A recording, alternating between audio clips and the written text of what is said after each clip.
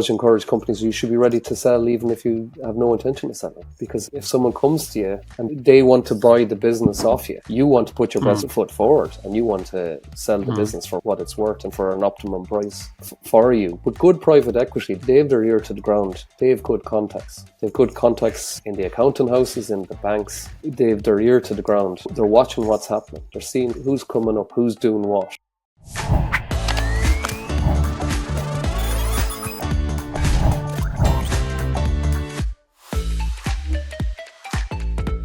Hello and welcome to the Gross Profit Podcast. My name is James Kennedy. I'm the CEO and co-founder at procurementexpress.com. We take the hassle out of managing your SMB spend without buying an ERP. Today, I'm talking to fellow Irishman Joe O'Regan from Intrinsic CFO, another fractional CFO on the podcast. Joe and I promise not to let our accents get out of control on this podcast so you can still understand what we're talking about by the end of it. We're trying to neutralize things. But there's a thread through Joe's story which I'm particularly interested in, which is he has a traditional background in a Big Four accounting, but then with his banking experience as well, he's gone all the way through the funding meat grinder, let's put it that way. So he's gone all the way from someone who understands what it takes to deploy capital and the challenges around that, through to helping people raise capital for their own business. And then finally, today, he works with clients who help raise client capital and also potentially look at exiting their business. And he's spun that out into his own successful fractional practice. Joe, I actually didn't warn you about this before we started. So let me throw a curveball straight away, which is tell me something about you that the listeners would not know. That is a curveball, in fairness, but we'll stick with the podcast theme. I lived in Canada for a couple of years and I volunteered in the local university radio station. So I actually got some practice in producing a radio show. Very good. I instantly feel self-conscious now because you're a professional broadcaster and I'm just a programmer with a mic. Professional would be a stretch.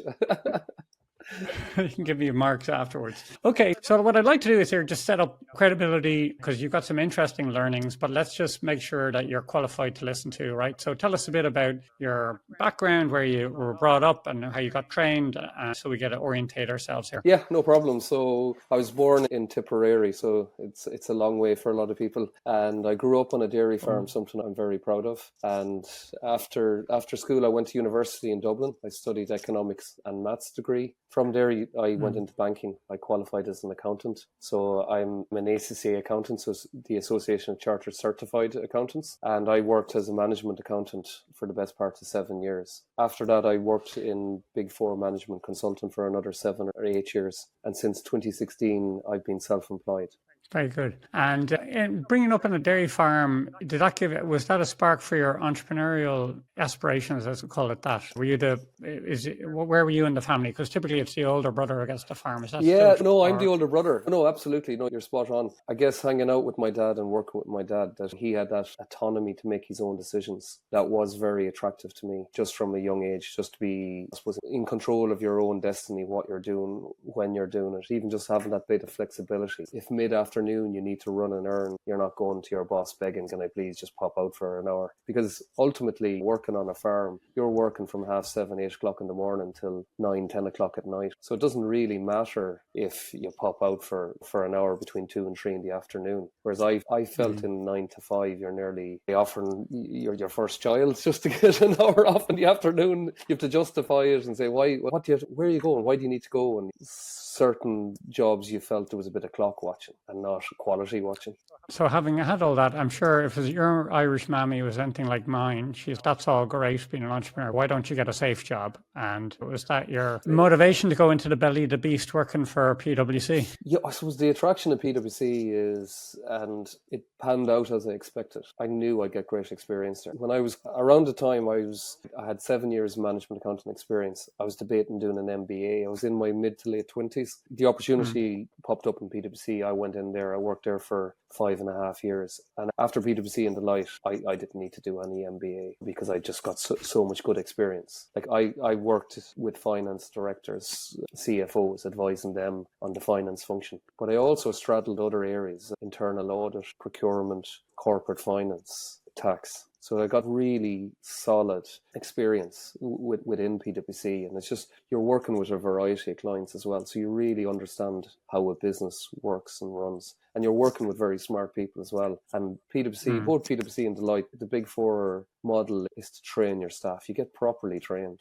And I saw that with the graduates when they came in. Before they were ever working with clients, they would have spent maybe 3-4 weeks getting proper training. Like, we properly trained them in. For myself as well, I just love learning. I could list off other kind of extracurricular related qualifications I have in treasury, corporate finance, tax, etc. I just mentioned my degree, my accounting qualifications to you, but I just love learning, and they are learning organisations. You learn so much in them. So can I ask you, I guess Ireland, it's on the edge of Europe. We're not London, we're not Paris. A lot of these projects that PwC will work on, what sort of scale of business? Were you in glass buildings or were you in outhouses in the middle of the It very much varied. Like, you could be working in a warehouse, looking at the processes in a warehouse, understanding. So there was one project we were working on where they wanted to insource their warehouse management. So you're literally watching the forklifts, understanding how an order is picked off a shelf, how it's scanned in, how it's scanned out, how it's put on a truck and taken off site. But you have to understand then how to document the processes around that. So then management back at HQ can say, if we were to take this back in-house, we know how it's been done by our outsource provider. But also, yeah, look, I've been in boardrooms in Manhattan as well, presenting as well. So it's, I don't know if you watch Succession, but the long boardroom table where you have about 60 people sitting at the table and then 30 or 40 people on the outer seats. So it's very varied. I was in a mart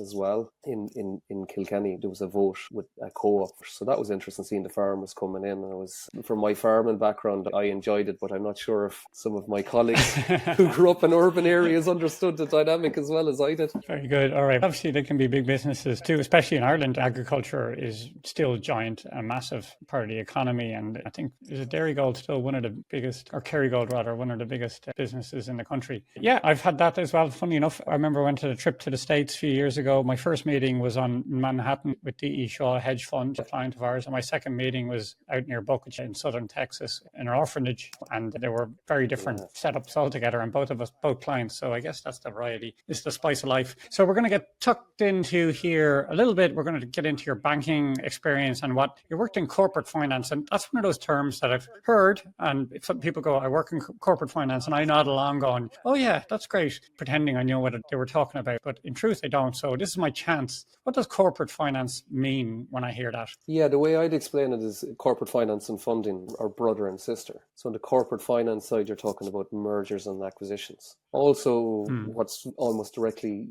the inverse of corporate finance is insolvency practitioners. So during a boom, you could be helping companies buy or sell. In a recession, you could be helping companies stay afloat, or an orderly liquidation of a company. But on the funding side, the way I would look at funding and what comes into treasury and stuff like that, and banking and funding, is to very simplify a complex area, I would look at it as resources and advances. What does that mean in layman's terms? Resources are deposits and advances are loans. So somebody has excess cash that they want to, call it, invest or lend to somebody else. And they want a sum of money they've lended or invested back, but they also want a return on that. So call that interest, call that dividends, or what you like. But on the advances side, is either a loan or an equity stake in the business. So if we're going back to your asking me about corporate finance, on the corporate finance side, if one company is buying another company, how are they going to buy that company? Do they have excess cash on their own balance sheet that they can just buy it straight with cash? Do they want to get funding themselves? So do they have a third party backer, whether it's a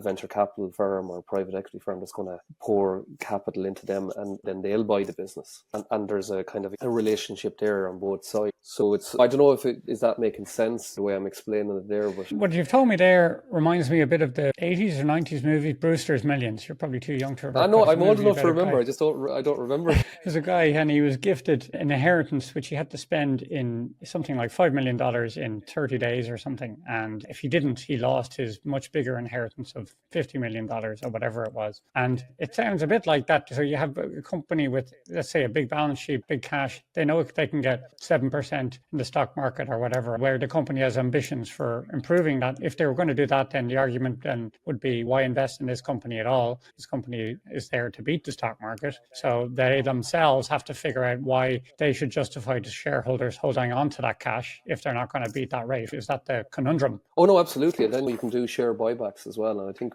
this year's the first year in a while that Warren Buffett hasn't bought back shares in Berkshire Hathaway. But I suppose with that as well is why do companies buy companies? So you could be either a financial buyer or a strategic buyer. So if I'm a strategic buyer, what's my strategic reason? Do I want to grow my market share in my own? So I'm going to buy a competitor. Do I want to get into a new market? So sometimes regulations can make it difficult for you to get into a new market. So the easiest way to get into a new market that's heavily regulated is by an incumbent in the market. But then you could be a financial buyer and you could just say, I think this is a hot industry right now and there's high returns. If I just purely take a financial decision on this and I buy this business, you're just going to generate a high return for me. But if I'm a private equity and I'm not going to be a passive seat on the plane here. I'm going to be driving the plane or sitting in the cockpit with the pilot, and I'm going to be actively running that business with the owners of the business. So it depends on your motivations as to why you're buying or selling. Okay. So let's say there's a spectrum here then. What I'm hearing is you go all the way from just put it in an index fund like you would as a private individual in your pension or whatever.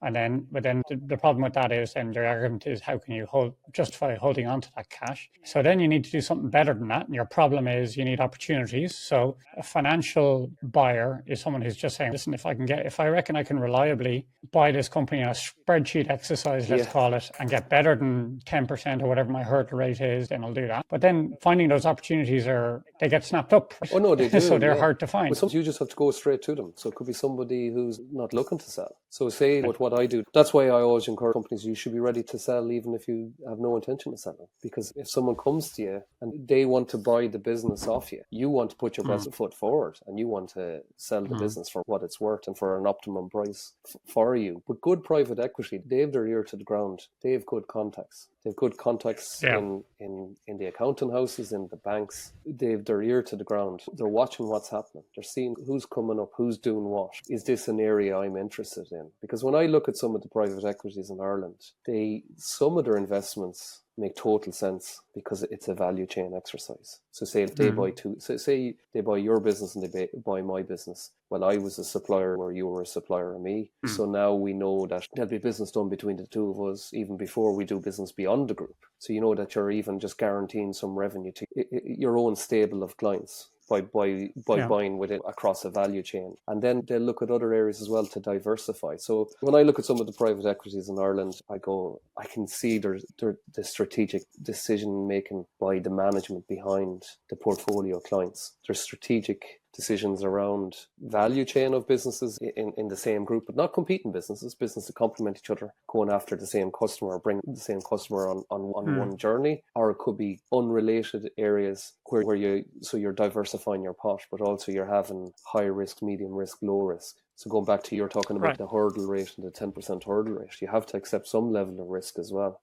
Well, that's the other thing. I think risk is seen as a valuable commodity. If you're looking for an opportunity, people understand that risk and reward go together and it's managing the risk, but you are actually seeking out opportunities. That's why we have VCs and startups on one end, and you have, and maybe let's talk a little bit about Ireland, the investment landscape here. Like the typical thing that I think we've seen a lot here is, for example, wind farms. They're going up all around the place and they're seen as low risk investment, if you like, for something like a bank. So how would that work in your corporate finance world? Would it be wind farms coming to you directly, or would it be business brokers? Would it be investment bankers? Because there's terms here. Investment bankers are basically middlemen. And so the middlemen will be coming to you saying, I've got these 3 opportunities. Would it be funds directly? Who would be feeding into the banks trying to pitch them? So if you're in the bank, I suppose, say with wind farms and the like that, like they should have and they do have a very comprehensive business plan. So what's on the wind farm's business plan? First thing, very important, is planning permission. So they have full planning permission. So if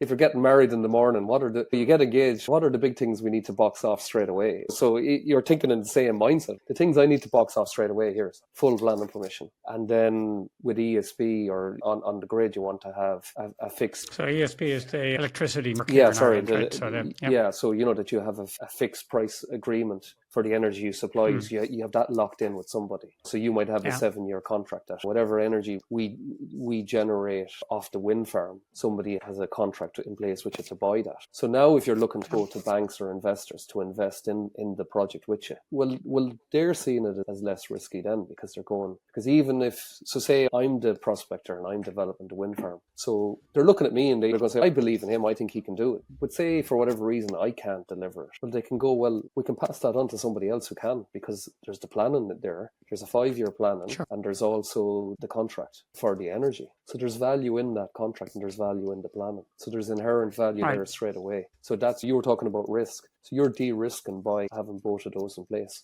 But also at a more economic, the greater economy level, it's the climate targets to 2030 in Europe. Ireland will be fine. The Irish government will be fine if we don't make the EU targets that are set for us. So it's in the best interest of Ireland as a whole to be growing in this area. Yeah. So you see these opportunities, so that sounds like a great business opportunity, right? So the risk seems low. If you have the contract in place with the network, you have the planning permission, it all basically comes down to cost control, my favorite topic, right? And deploying that. So when you're going to, it's just a question of managing your margin, because the top line is more or less fixed in those contracts, or you can't influence them anyway. So it's all about managing your margin. And certainly we have a couple of wind farm projects which we help manage, and they do the biggest. Those contracts are huge. You see the purchase orders going through are the biggest of any I've seen. Absolutely huge amounts of equipment from Siemens and all the rest. But then you're just trying to manage that underneath managing your costs. So anyone wants to do that, look us up, procurementexpress.com. I've got some software to help you with that. Put a plug in, might as well. So then the next step is, okay, so I understand maybe banks would be investing in those things. It's pretty solid. Things like infrastructure, whatever, data center development, stuff like that. And banks are all interested in it. But so let's talk about the riskier. Maybe a data center is slightly more risky because it's more complex maybe. And the contracts, depends how it works, maybe be more risk. And then beyond that, how far would something like a bank go in terms of funding on a major scale? I guess they have retail loans as well, but what are the steps between retail and because each time the interest rate they're going to charge is going to go higher and higher, right, depending on how much risk involved. So what other things would they consider investing in? Banks, they can invest in any area of the economy, like what you said, but the key thing is they're going to risk rate it, and it has to go to a risk committee. So depending on how risky they think it is, it's going to be a higher interest rate. But also, I suppose, like banks are going to be like private equities as well.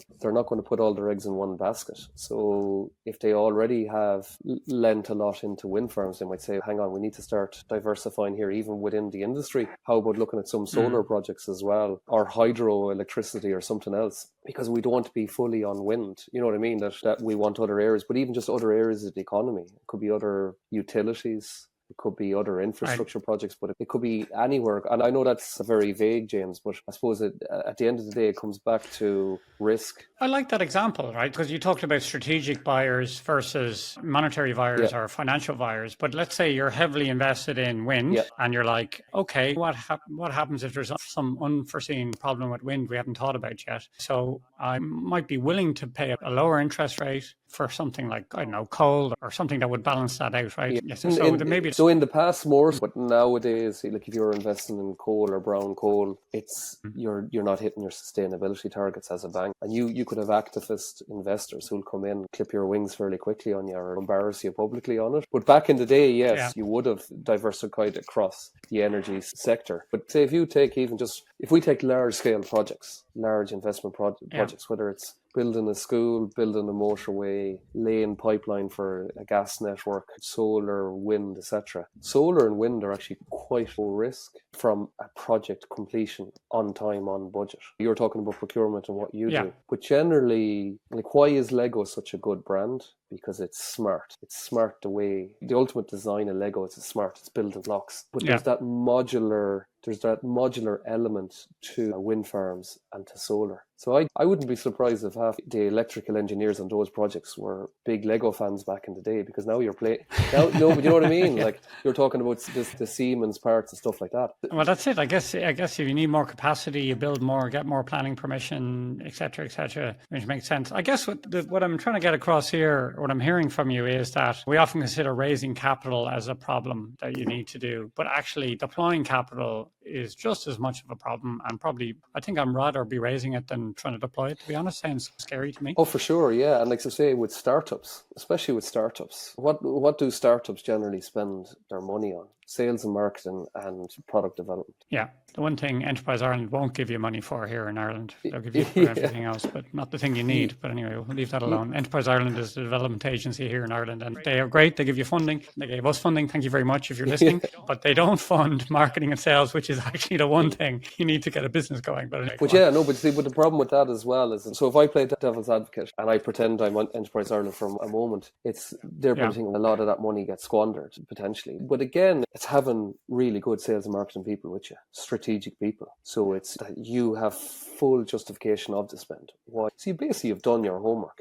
You understand your customer persona, who's the buyer of my product, and that money, I'm putting it in there because if I put it into that ad platform or whatever area, that's the one that gets the best results. That's the one that's getting the best results. That's the best value for money. You're talking about the deployment, that you can see the return on it straight away. And it's like everything. There's many, and you could take a private equity investor model to spend in sales and marketing money, because you could put it fully into CRM and we all get the emails through the CRM marketing campaigns, or you could sponsor something. You could invest it in networks, trade shows. There's so many different ways you can use that money. But it's like, how do you use that money in the best way to get the return for you? And again, you'll only know looking back when the money is spent whether you've made the right decision or not. But I suppose like from what your business offers and what I offer is, do you have some kind of control over it as you go? Are you monitoring the initial spend when you're placing the bets initially? Can you say... Well, it's all capital allocation, Absolutely. Just at different levels, right? So it comes all the way down to your the company level, and you're deciding who to hire and whether to go for the fancy guy or the person you brought up yourself, or spending on ads, and it's all capital allocation and figuring out that return. It just gets difficult, right? Which I guess is why you'd want a fractional CFO. But before we get on to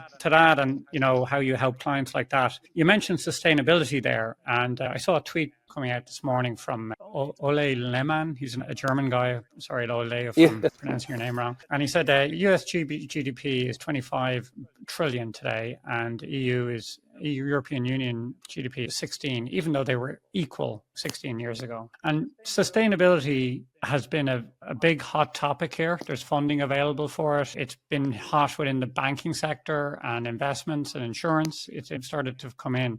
What's your take? Because I know you're interested in politics a little bit, so we'll talk about the economic politics of this. How's that difference in policy started to hurt the EU, where they're focusing maybe on sustainability, which sounds good on paper, but we seem to be falling behind? Is that part of the reason for it? Yeah, I suppose like all these things, it's too early to tell yet, but it's what do we know right now? You can have a kind of a philosophical debate of conscience, and is sustainability the right thing to do? That's just a simple question. Yes, but you don't want it to be nose in spite of face either. But again, we're talking about strategic. Is if you're comparing two strategies or two tactics or plans, is one the tortoise and one the hare? Does one look more attractive now and the other outstay it? Because we were talking about on the energy side and banks, there's a lot of activist investors. If you don't diversify out of oil and coal as banks, there's a movement of activist investors who will buy shares in the banks and kick people off the board of the bank if they feel that they're investing in harmful areas. But I suppose an area I'm very interested in is around, and it's probably my economics background, is around energy security, because energy security is huge. If we take the German example, the German economy is under a lot of pressure at the moment. Before the war in Ukraine, it was very reliant on Russian gas, and now with the sanctions in Russia, it's hard for them to get gas. Also, in that economy, the car, if they export into the US, there's going to be big tariffs potentially on the cars they export in. And the same in China, there's less of a demand for their cars there. So from a German point of view, you'd say, how are we going to innovate? Because a lot of the great German innovation, and actually, sorry, just accidentally I realised that the tweet came from a German and I'm focusing on the Germans. But a lot of the great German innovation in that Ruhr Rhine Valley came in the late 1800s. So I would say at a global level, it's a crossroads for people to sit down and go, right, what's our next move? What's our next play here? And can sustainability be part of that? And I think I mentioned to you before as well, as I was talking with a fellow in Australia about a month ago, and do you know what he said? And it's funny when some people say something very simply to you, go, yeah, why didn't I think of that? And you're annoyed you didn't think of it yourself. But what he said was, it reminds him of the 3 E's of economics: economical, efficient, and effective. So I'm talking about the long play. If your business and your economy is economical, effective, and efficient, how can you lose in the long run? Yeah, in the short run, it might not appear that way. But we were just chatting off recording as well, and I suppose the other thing I would add to it that I said to you before we came on it is, it's even, where is the money? The money has been in Silicon Valley. So if I'm the EU and we're sitting down in Brussels or Frankfurt, going, how can we change that and get a movement of capital into the EU to invest in EU companies? And you're right, James, I can see where that German guy's coming from, because when you look at the global tech companies, there's not many European ones on it. They're all American. He gives an example here. Is America has produced $9 trillion companies in the last 16 years. Europe, 0. Yeah. So, and that's a quote here, the ones we all know now: Tesla, Nvidia, Microsoft, etc. Yeah, and so, do you know what I would push back on that as well, is I'd say is a lot of the founders of those incredibly successful companies, and the success they've achieved is amazing, is what a lot of them have in common is they weren't born in the US. That's the thing, they've encouraged they've got founders, cases Irish founders. We have some amazing Irish companies like Stripe and Intercom, but they all knew they had to go to Silicon Valley. That's where the show was at. So how do we bring the show back to Europe? I suppose that's the short answer to the question, is if we want to close that gap, bring the show back to Europe from a capital. In the current business environment here in Ireland, because you work with clients primarily in Ireland, as I understand it, given that the structure we have here and everything, how do you help local companies navigate what we have? We can't complain about what is not here, right? So the entrepreneurial attitude in Ireland is different than it is in the US. Sometimes we're seen as chancers. Oftentimes we have a chancers. It's not as esteemed. I think that's changed a little bit. But when you're working with clients, where are your go-to moves to maximize the value you can deliver for them? With them, initially, when we're having kind of a chemistry session to see, are we right for each other to work with first? Because I think that's very important before I even take them on. Is I want to understand what's their ambitions. If they want to flat line and just trudge along, I'm probably the wrong person for them. But if they have a genuine ambition, I will help them in every facet and area of it and go on, how do we export? So again, it's going back to what I was saying about buyers and strategic buyers. But how can you do that organically? Go, right, what's a good test market? Where we're lucky we're on the periphery of Europe, but where we're lucky is we're right beside the UK market. The UK market is still one of the biggest markets in the world. And then we look west and we see the US and Canada. What do we all have in common? We all speak English. So it's a great leveler for us. So they're markets we can easily get into, and they're important markets for us. So I suppose when I'm advising companies, we're looking at what products do you currently offer? Are they attractive into new markets or not? Is there an export potential there? So then we will speak to the local enterprise office, depending on their size, or Enterprise Ireland, to say, will you back us on that journey as well? So I know you're saying that they may not necessarily give you enough funding towards sales and marketing, but they have offices around the world. You know what I mean? And I lived in Canada. I lived in Canada from 2016 to 2019. When I lived in Canada, Enterprise Ireland and the IDA were in Toronto. They had the embassy, obviously, in Ottawa, but they opened consulate offices then in Toronto and Vancouver during that time. So, from an Irish government point of view, there was strategic moves to open new consulate offices to help these startups if they want to grow into new markets. And there's a good Irish network anywhere you go around the world. But I suppose going back to what you're asking is are they ready? Are they ready to go into the market? Sure. Do they have something that is worthwhile? But also, going back to the more bread and butter stuff, it's looking at their margins, looking at their current performance. Are they optimally performing versus their industry, versus their peers? So say with one of my clients, one of the things I did is I looked at him, and it was an interesting one. I did a benchmark with him on about 7 companies in his industry, and they were all, their margins and their growth and everything was vis-a-vis their size. He was slap bang in the middle. He had 3 smaller and 3 larger. So I was actually showing him both things. I said, this is where you can get to. If you're not careful, you can fall back to this, or these guys can catch up with you. So he could, and I was explaining to him why they had larger sales and larger margins than him, why the other ones didn't, and what he could do about it. But that's just literally on the domestic market now, James. That's even just more, well, what can I do locally before I even look abroad? But it's understanding the performance of the business. Is the business performing well? Is it, and we could just apply the 3 to that. If we looked at economical, is the price right for him, and is the price right for his customer? How does he set his prices with his customers? What way does he do it? Is he responding to competitors, or is he showing leadership with how he prices? And then efficient and effective as well. So say with that particular client, he's a dream client. We're talking about chemistry. He takes on advice. He appreciates the advisors that come into his business, but he's continuously improving operations. There's lots of efficiency coming out, and that's driving margins. So he's growing his gross margin and his net margin. Yeah, that's what you want. I mean, I've said this before in the podcast. We did a mastermind there last week or the week before, and the first person came up saying, "I'm a fractional CFO and I can't find enough clients." The second person came up and said, I'm a fractional CFO and I'm trying to get rid of clients. People who are not listening to me. Yeah. So they could connect. Exactly. All right. So let's pivot on to a little bit about how you're developing your own practice here. I know you're part of a network in our Agile Executives. So with Tony Dignam. So I think at last count, so we started out as fractional CFOs and fractional finance directors, but it's now fractional executives. So we have about 70 people in the network and continuously growing. It could be more than 70 now, so I could be doing the guys a disservice. It would have been initially it was finance directors. More of them had grey hair than I had, so I'm one of the younger ones, if you like. But but I'm saying that as a positive. I've over 20 years experience, and I'd be one of the lesser experienced people in the network. Yeah. But we sales and marketing, branding, CTOs, sustainability, tax credits, and tax.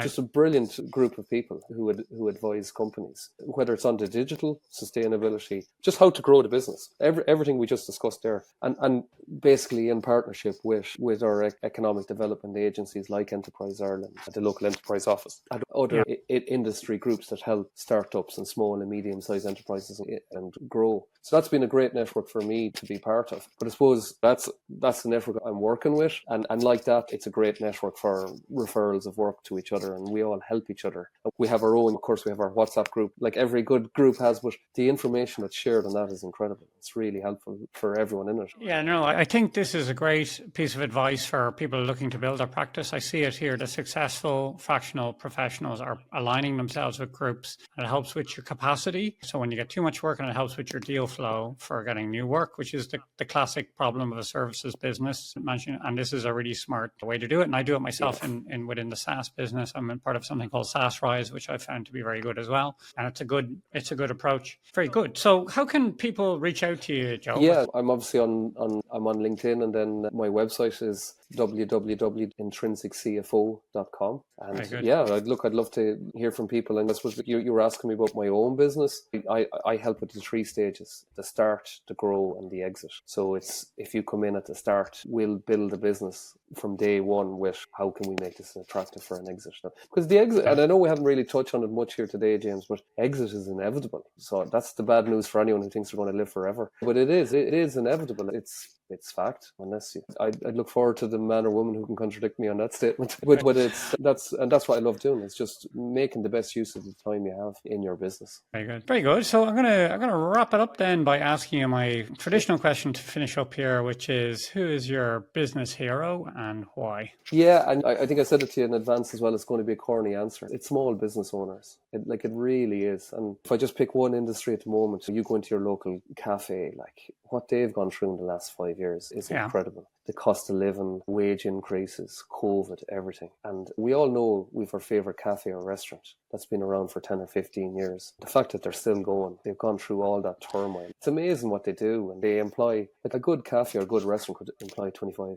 to 50 staff. And people don't realise that, because you might only be taking, there might be one person taking your order and one person serving you. But it's all the people in the kitchen, all the other people as well. That's a lot of stress. I live by the coast here, and I remember I was going for a walk one evening during COVID, and I was walking back against one of the local restaurants. I never seen a man so stressed. And it just reminds you, like, what they do. And it's just incredible, and hats off to them. I'm the same. I remember when I was a nipper in business, let's say, growing up, and I used to look at people who owned a cafe thinking, oh, they're brilliant. They're king of the world, and they own a business, and they are. But I didn't realize the effort and the lifestyle that goes into something like that. And it's a service, obviously, to the customers, but the community in a lot of places, every town or village, what do people ask for? What they want? It's the local pub, it's the local cafe. That's what actually makes Totally, yeah. these days, especially. All right. Thanks very much, Joe. And thank you very much for listening to the Gross Profit Podcast. Your special reward for being interested, myself and Joe today, is you can go to procurementexpress.com/partners. I've recorded a webinar which explains how you can, specifically for fractional CFOs, and explains how two things. One, how I think fractional CFOs can better sell their own value. No offense, Joe, but a lot of fractional CFOs are terrible at explaining their own value. And I've got my take on what they should say instead. And also within that webinar, we have a case study of Ben de la Creta. He's one of our fractional CFOs that we work with, and he uses Procurement Express as part of the playbook. So when he goes into a client that needs to control costs, let's take that wind farm we were talking about earlier, he's able to control those costs instantly without having to deploy an ERP, importantly. And that's what we do. So thanks for that. Joe, you've been fantastic. Thanks for coming on to the show. No problem. Delighted. And thank you for inviting me, James. And best of luck with your business and your podcast. And congrats on the podcast.